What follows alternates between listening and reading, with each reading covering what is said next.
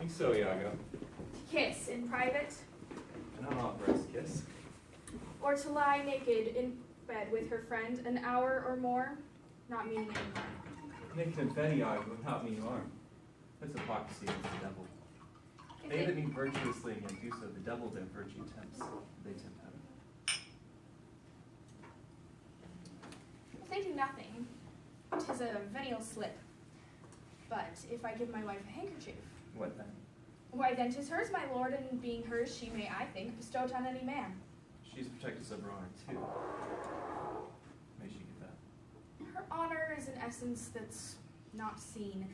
They have it very oft that have it not. But for the handkerchief. By heaven, I would most gladly have forgot what I've said. Oh, it comes over my memory as doth the raven, or the infectious house, boding to all. You have my handkerchief. Aye, what of that? Well, that's not so good. What if I said I had seen him do you wrong, or heard him say, as names be such abroad, who having by their own importunate suit, or by the voluntary dotage of some mistress, convinced or supplied them, they cannot choose, but they must oblige. Have he said it? He hath, my lord, but be you well assured no more than he'll swear. What have he said? I know not what he said. What? What?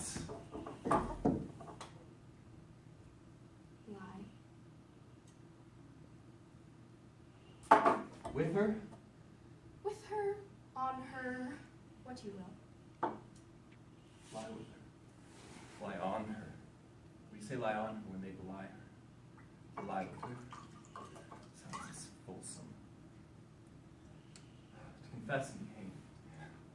Handkerchief, confessions, handkerchiefs. To confess and be hanged for his labors. First to be hanged and then to confess.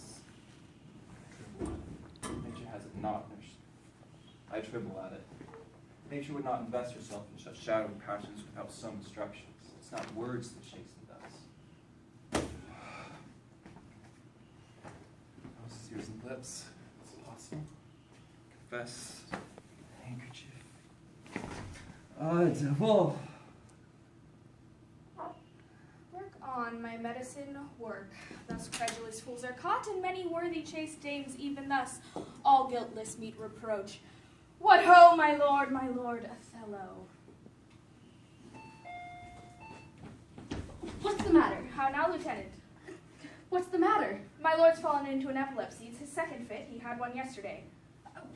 Rub him about the No, temples. forbear. The lethargy must run its quiet course. If not, he foams at the mouth and by breaks out into savage madness. Look, he stirs. Do withdraw yourself a little while. He will recover straight, and when he is gone, I would on great occasion speak with you. How is it, my lord? Have you hurt your head? Dost thou mock me? I mock you not. By heaven, would you bear your fortune like a man? Horned man's a monster and a beast. There's many a beast then in a populous city, and many a civil monster. Do you confess? Good sir, think every bearded fellow that's but yoked may draw with you.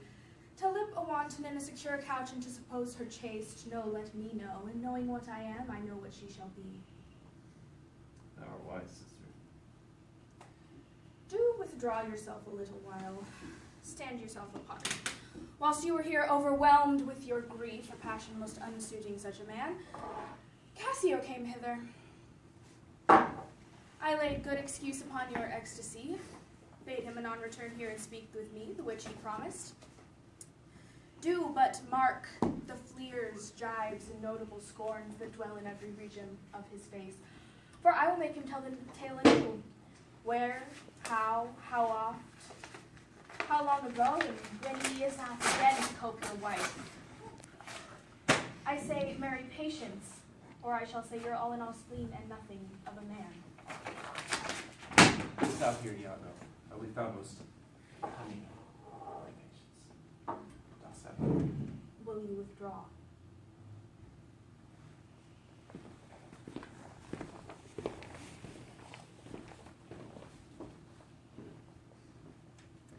Now I shall question Cassio of Bianca, a huswife that by selling her desires buys herself bread and food.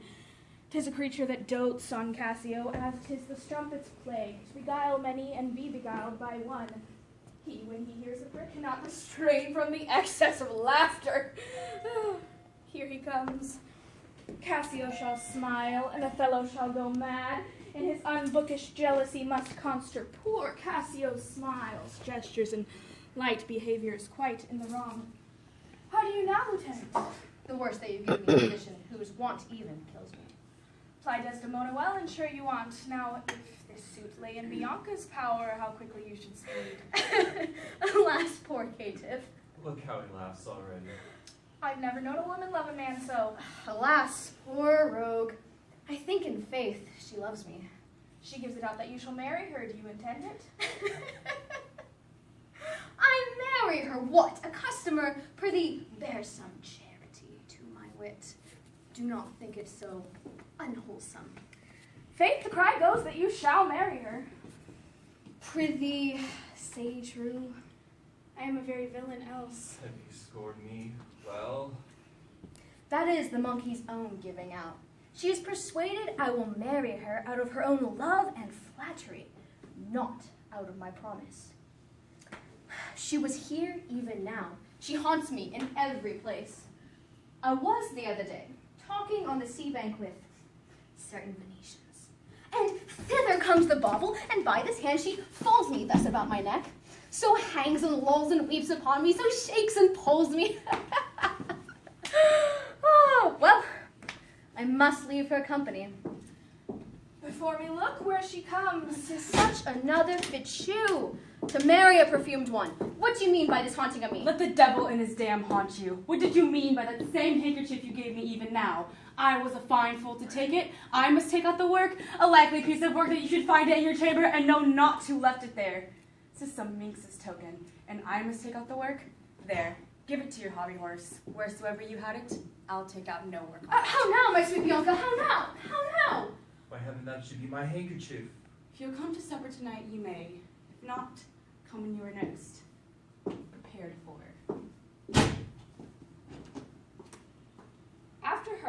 After her.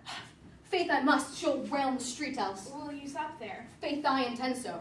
Well, I would chance to see you, for I would very fain speak with you.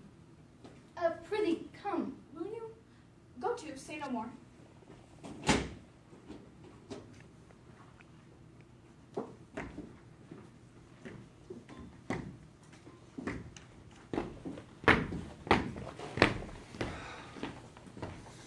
How shall I murder an Iago?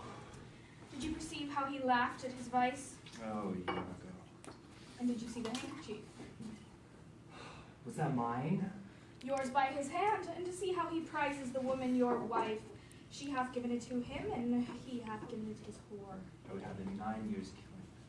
Fine woman, fair woman, sweet woman. Nay, you must forget that. Hang her. I do but say what she is. So delicate and evil, an admirable musician. She will sing the savageness out of a bear. Such high wit and disposition.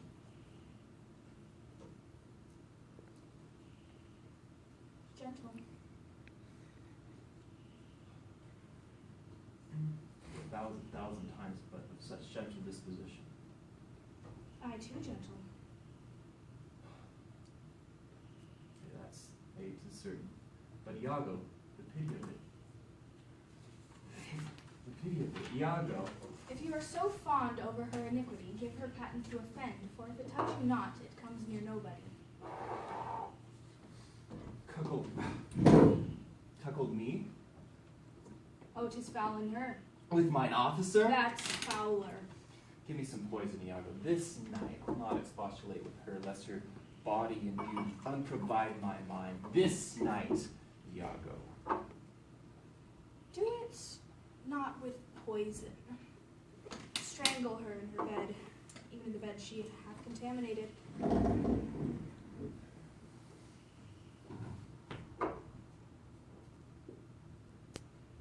Good. Very good. The justice of it pleases. Very good.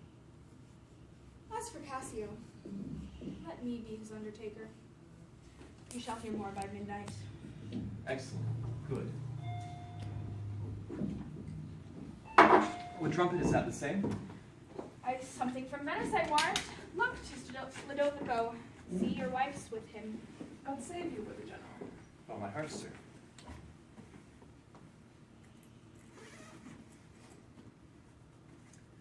The Duke and the Senators of Venice greet you. It is the instrument of the What's the news? Because of the Nico. It's good to see you, Signor. Welcome to Cyprus. Thank you. How does Lieutenant Cassio? Lives, sir. Cousin, this long between him and my lord in unkind breach, but you shall make all well. Are you sure of that? My lord, Fail you not to do as you will. He did not call. He's busy in the paper. Is there a division betwixt my lord and Cassio?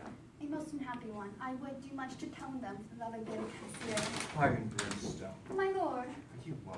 what, is he angry? Maybe the letter moved him, for, as I think, native men at home, taking Cassio in his government. By my troth, I'm glad on't. Indeed. My lord, Devil. I have not deserved this. My lord, this would not be believed in Venice, though I should spare her sod. Very much. Make her amends. She weeps. Oh, devil, devil. Let the earth give tea to woman's tears. Each drop she falls could prove a crocodile. Out of my sight. I will not stay to offend you. Truly an obedient lady. I do beseech your lordship, call her back. Mistress, My lord, what would you have me do with her, sir? Who? I, my lord. You'd wish that I would make her turn. Get you away, I'll send for you. Sir, I obey the mandate and will return to Venice. Hence avant. Cassio shall in my place, and sir, tonight I do entreat that we may sup together. You're welcome, sir. Cyprus. Goats and monkeys.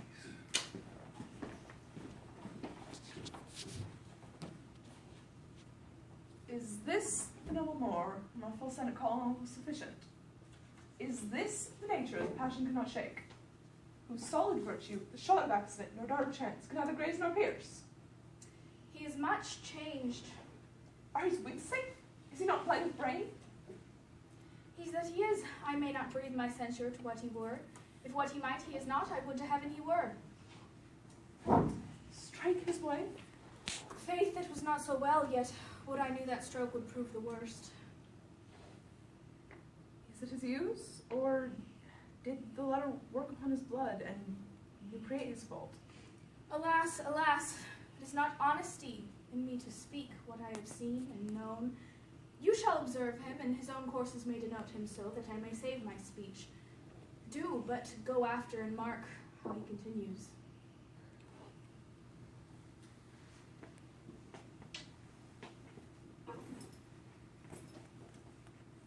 I am sorry that I am deceived in him.